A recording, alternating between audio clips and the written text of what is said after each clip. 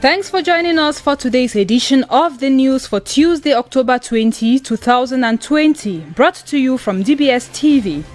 In Cameroon, with an effort to fight the illicit possession of arms with focus on strict regulations, the country launched the Amnesty Month, Monday 19th of October 2020 in Yaoundé, under the watchful eyes of the Minister of External Relations, Le Jeune Mbela Mbela.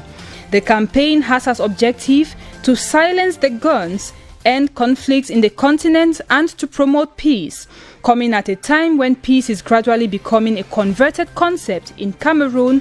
Promoters say they want to encourage the voluntary surrendering of small and light weapons by civilians. Conventionally known as September Amnesty Month, the initiative is aimed at encouraging people to make use of non-violent means to settle their differences. People would begin to ensure that if there are misunderstanding, disagreement in society, they need to use dialogue. Dialogue is what can solve problems. And so Cameroon government has been making use of existing structures to drive home the message. You have the gendarmerie nationale and also the national secretary of national security, what we call the Delegate General of National Security. All these actors have been working very well and for a long time in order to make sure that our country controls this situation.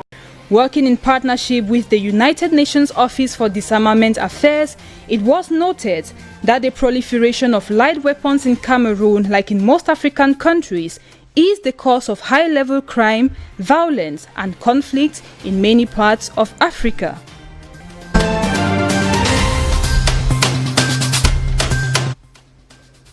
According to a release published on Monday, October 19, signed by the Secretary of State, Secretary General at the Presidency, Ferdinand Congo, the government is rethinking a phone tax that went operational days ago.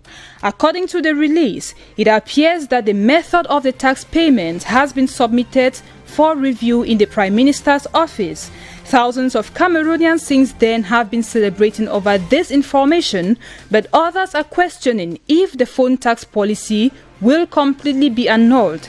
It remains unclear if the government will redouble efforts to get the taxes from importers or turn around to place it back on the shoulders of the final users, while waiting for the Prime Minister to submit a more appropriate mechanism for the collection of the said custom duties and other taxes following high instructions from the head of state. History will recall that the controversial phone tax was set to go operational on October 15, 2020.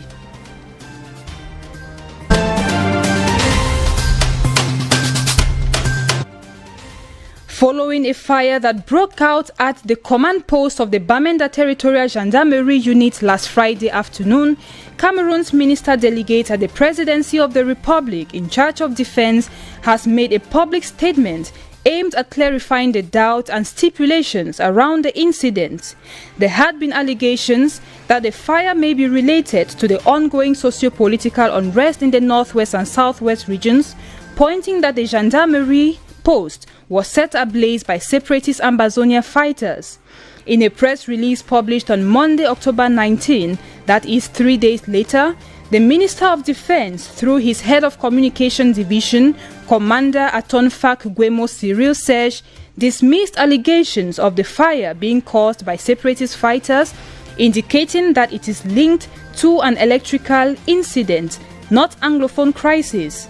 He went ahead to state that the fire outbreak was caused by the sudden return of electric power in Bamenda after a power outage that led to a shock on the electricity meter supplying the building.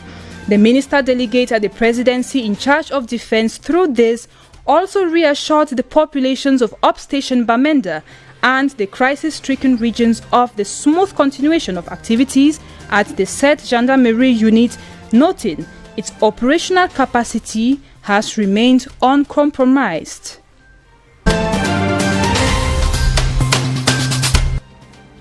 The Centre de Formation Professionnelle de l'Excellence, abbreviated CFPE, has officially opened its doors to its learners for the 2020-2021 academic year. This was on October 19 at the school campus, where the students were united with the school administrators and staff, this first day being dedicated to general orientation. The students were orientated as to the various courses the professional schools offers them. They were as well presented their program rundown for the academic year, which involves classroom and practical learning and internships. They were equally given the general watchwords for the school, which are discipline and hard work. We need to have our students very good in discipline. We need to apply discipline this year in advanced vocational training to link the quality of your training and the professional insertion of our school, our trainers or training this year in advanced vocational training school. Being the fourth batch, the students of cfpo are trained with hopes of them actively incorporating the job market after graduation.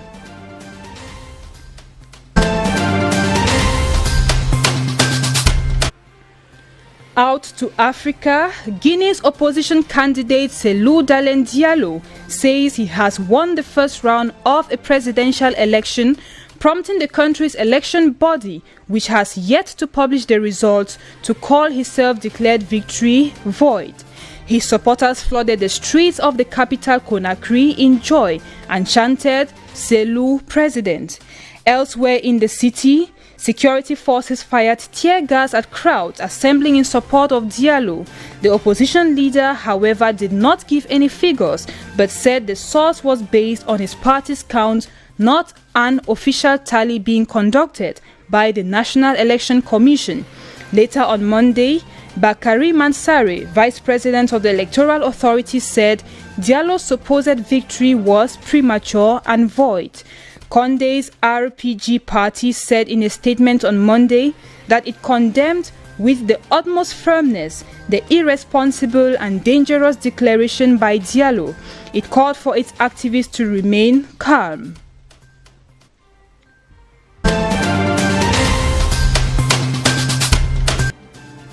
In Ivory Coast, the ministerial mission of the Economic Community of the West African States, ECOWAS, at the end of a 2-day mission, in its final statement, called for restraint and invited Pascal Affi-N'Guessan of the FPI and Henry Konan Bedi of the PDCI to reconsider their words in ordering the boycott of the electoral process and civil disobedience. The delegation encouraged candidates to focus on realistic points to help resolve disputes with a view to inclusive, transparent, credible and non-violent participation in the electoral process. They equally urged the candidates and the political parties to make a significant effort to reach an agreement on the presidential election. In this brief statement, the mission also urged everyone to show tolerance and avoid hate speech that could lead to violence. The combined decision was made after a courtesy visit of President Alassane Ouattara and consultations with Prime Minister, the opposition political parties, several accredited ambassadors, and members of the United Nations Security Council.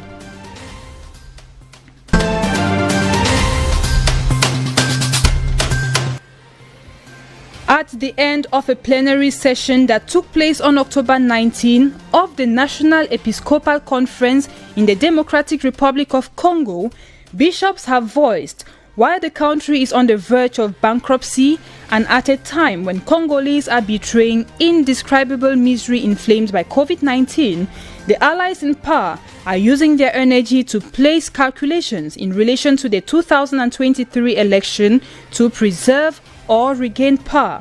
This was declared by spokesman Father Donatien Nhole as he read the message entitled, "Congolese people, let us not let our sovereignty be stolen." They are upset about the coalition in power for 20 months. The clergy's black-painted the opposition of the Front Commun pour le Congo by Joseph Kabila and the Cap pour le Changement of Félix Tshisekedi two coalitions whose tensions block the institutions and worsen the recession. Bishops say whole government institutions, including the Constitutional Court and the Independent Electoral Commission, are corrupt. They say times come for the people to wake up from slumber and stand for the civic engagement. The message was unveiled in the presence of some civil society movements, including the Secular Coordination Committee that had organized popular rise-up against Joseph Kabila's regime.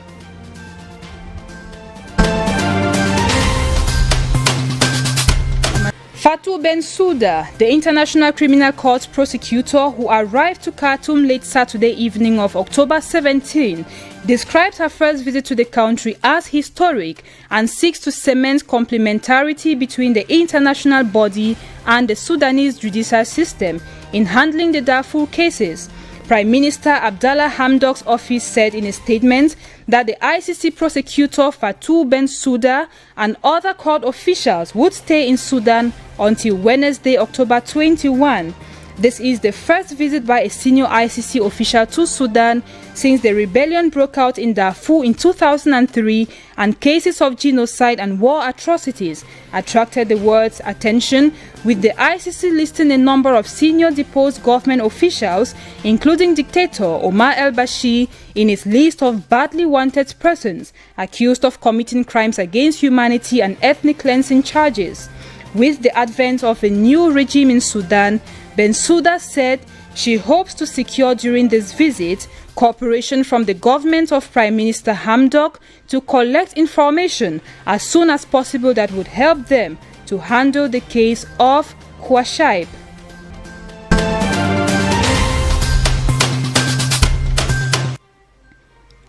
Ireland's government is putting the country at its highest level of coronavirus restrictions for 6 weeks in a bid to fight a rise in infections, Prime Minister Michael Martin said on Monday, October 19, warning that the evidence of a potentially more serious situation in the weeks ahead is now too strong to ignore and the current restrictions are not enough.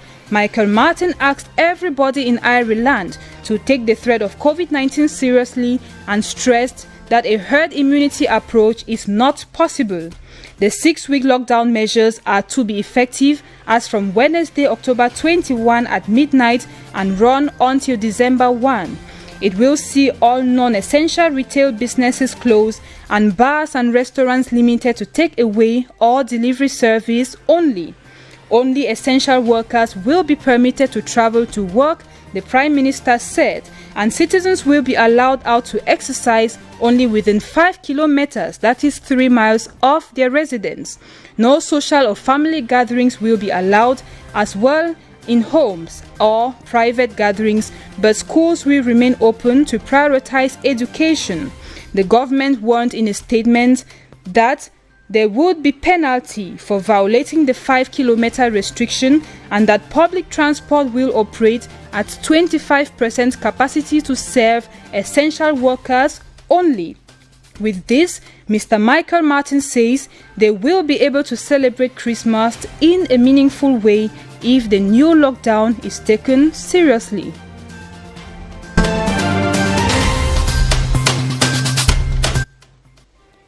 In the USA, Florida voters converged early Monday, October 19 at polling stations in a pivotal state with no serious problems reported. This comes as a White House race enters its final 15-day stretch with President Donald Trump and Democratic challenger Joe Biden. The most populated counties reported waiting times of 15 minutes or less at most of their early voting sites, although a few sites reported wait of up to 90 minutes. One Palm Beach County site reported a 3-hour wait, while another county had to close an early voting site after the election supervisor and an employee tested positive for coronavirus. Another county had its website go down. No other significant issues were reported by counties or voting rights groups. At least 30 million Americans have already cast their ballot either by mail or in person for November's presidential election, with 29 electoral votes. Florida is crucial to both candidates, but especially to Trump, who moved his official residence to his Palm Beach estate, Mar-a-Lago, from New York last year. A Florida loss would make it nearly impossible for Trump to reach the 270 electoral votes needed in order to retain the White House. With that, we have come to the end of today's edition of the news. Thanks for staying with us, and we do invite you to keep watching DBS TV for more of our programs. Goodbye.